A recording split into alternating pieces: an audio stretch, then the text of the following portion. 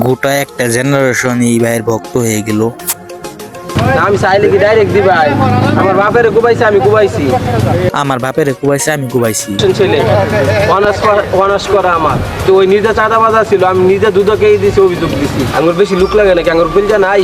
আমার বাপের কুবাইছে ওরা 15 দিনে মিললে, আর আমরা 2 ভাই কুবাইছি ওরে।